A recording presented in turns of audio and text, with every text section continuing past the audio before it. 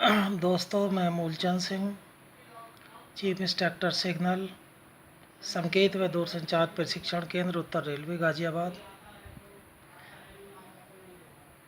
आज दिनांक 15/4/2020 को मैं आपको संकेत व दूरसंचार प्रशिक्षण केंद्र, उत्तर रेलवे, गाज़ियाबाद में अप्रेंटिस SM3 व 2 की जो 1 साल की ट्रेनिंग होती है, उसमें स्टडी के लिए जो ST02 बुक है, उसके अंतर्गत मैं क्लीनिनेस, पर्सनल सेफ्टी व फायर प्रिवेंशन अर्थात साफ सफाई, व्यक्तिगत सुरक्षा तथा आग लगना व उनको रोकने के उपाय मैं वर्णन करूँगा, आपके साथ डिस्कस करता हूँ। सबसे पहले जहाँ हम कार्य करते हैं वहाँ कार्यस्थलों अर्थात ऑफिस में या भंडारों में औजार आदि की जानकारी और वहाँ पर साफ़ सफाई कैसे रखी जाती है। जो हमारा वर्क पैलेस है वो एकदम नीट एंड क्लीन होना चाहिए, साफ़ सुथरा होना चाहिए और स्वच्छता से जो कार्य करने का अच्छा वातावरण वहाँ हमें बनाना चाहिए तथा जहाँ तक संभव हो प्रत्येक इक्विपमेंट या जो यंत्र है वो इस प्रकार होना चाहिए कि उससे हमारा जो एटमॉस्फेयर है वो दूषित ना हो। दूसरा, प्रत्येक उपकरण या भंडारों के अंदर जो सामान है वो तितर बितर हालत में नहीं होना चाहिए, वो ठीक प्रकार हालत में रखा हुआ होना चाहिए, बिखरी हालत में ना हो और प्रत्येक सामान क्रम के अनुसार अलग अलग रूप से उचित स्थान पर रखना चाहिए।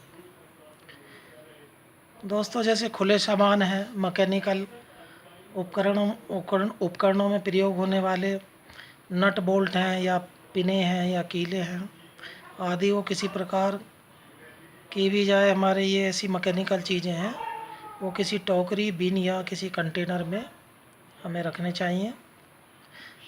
औजार साफ़ सुथरे हों और कार्य करने के हालत में होने चाहिए और विभिन्न कार्यों के लिए उपयुक्त औजारों का प्रयोग किया जाना चाहिए। अब दूसरी बात आती है वर्दी, यूनिफॉर्म, उसके उपयोग की जानकारी और व्यक्तिगत सुरक्षा, उपकरणों और उनके उपयोग तथा वैक्यूम क्लीनर आदि का प्रयोग कैसे करते हैं।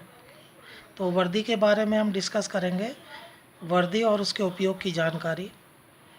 दोस्तों, रेल कर्मचारी होने के नाते जो वर्दी है वो कर्मचारी की एक पहचान होती है, यानी उस वर्दी से कर्मचारी पहचाना जाता है कि पर्टिकुलर हमने कलर की या पर्टिकुलर कपड़े में पर्टिकुलर कलर की यदि यूनिफॉर्म कपड़े पहने हुए हैं तो उससे हमारी पहचान होती है। अतः ड्यूटी पर हमें सदैव वर्दी पहनकर आना चाहिए। इससे कर्मचारी के बीच में, एक तो कर्मचारियों के बीच यूनिटी का पता चलता है और उसकी कार्यकुशलता का भी एहसास होता है। दोस्तों, व्यक्तिगत सुरक्षा, उपकरण और उनके प्रयोग के बारे में वर्णन करेंगे। जैसे हमारे हाई वोल्टेज के सर्किट हैं, उन पर कार्य करते समय रबड़ के दस्ताने, रबर की चटाई या इंसुलेटेड टूल्स का, इंसुलेटेड औजारों का, जैसे कि पेचकस है, प्लास है, स्पैनर है आदि, इनका प्रयोग करना चाहिए। और यदि कोई वेल्डिंग का काम है तो वेल्डिंग करते समय हमें प्रोटेक्टिव ग्लव्स पहनने चाहिए, दस्ताने। कार्य करते समय हमेशा हमें जूते पहनने चाहिए, कभी भी चप्पल का प्रयोग नहीं करना चाहिए। और फायर फर्नेस आदि पर कार्य करते समय ढीले कपड़े कभी ना पहने। दोस्तों, आगे वैक्यूम क्लीनर और उसका प्रयोग कैसे करते हैं। वैक्यूम क्लीनर का प्रयोग ऐसे स्थान की सफाई करने के लिए किया जाता है जहां डस्ट या जूट आदि से नियमित रूप से हाथ से साफ ना किया जा सके, डस्ट आदि को। इसमें धूल को उड़ाने या सूखने का ऑप्शन होता है। जहां धूल उड़ाने से कॉन्टैक्ट के बीच जाकर हाई रेजिस्टेंस पैदा करने का खतरा बना रहता है, वहां सूखने के रूप में इस्तेमाल करते हैं हम वैक्यूम क्लीनर को, जैसे रिले रूम है या आपका एक्सचेंज रूम है या ऐसे और हमारे टिपिकल रिले रूम हैं, ऐसी लोकेशंस हैं, आईपीएस रूम है। इन स्थानों पर वैक्यूम क्लीनर से साफ़ करने से गियर की या हमारी इक्विपमेंट की अच्छी सफाई हो जाती है तथा जो एटमॉस्फेयर है वो एकदम प्योर और हेल्थी रहता है। दोस्तों, बात करते हैं विभिन्न स्थानों पर आग लगने के कारण, उनको जानना और आग बुझाना। आग लगने के कारण सबसे पहले हम जाने कि आग लगी है तो उसका क्या कारण है। तो सर्वप्रथम आग लगने के कारणों को जानने का हमें प्रयास करना चाहिए। जैसे स्टाफ, पेट्रोल वैगन, माल गोदाम, बैटरी रूम आदि जगहों पर धूम्रपान नहीं करना चाहिए अथवा खुली आग का प्रयोग न करें, वो बहुत ख़तरनाक होता है।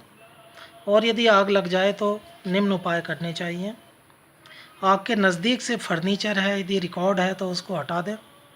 और यदि कोई वैगन या कोच में आग लगी हो तो उसे दूसरे वैगनों से अलग कर दें, यानी जिस वैगन में आग लगी है उसको किसी भी तरीके से डिस्कनेक्ट करने की कोशिश करें और उसको बाकी से सेपरेट कर दें।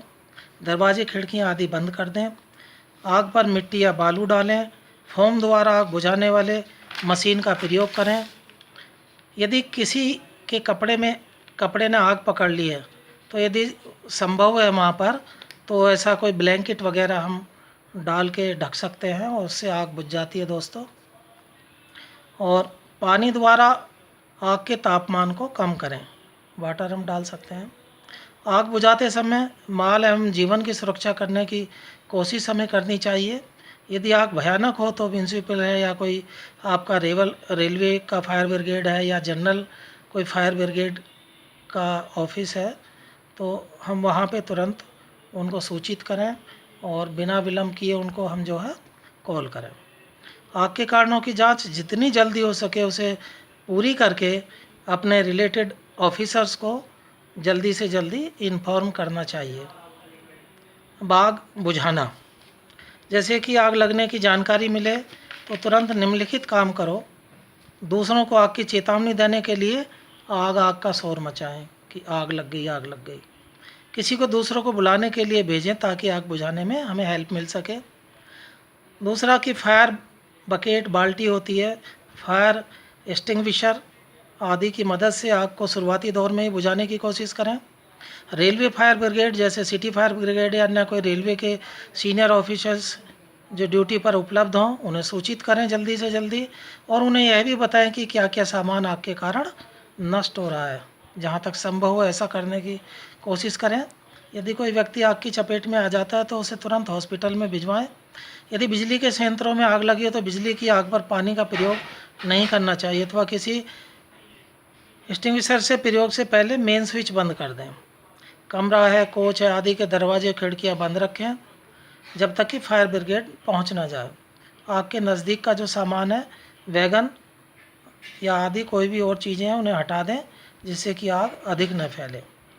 मौके पर उपस्थित जो अपने सीनियर मोस्ट ऑफिसर है वहाँ बकेट चेन सिस्टम है, कोई फायर पार्टी है या रेस्क्यू पार्टी है या कोई और ऐसी वाच पार्टी है तो उनका आदि का प्रबंध करें ताकि सही तरीके से कार्य हो सके।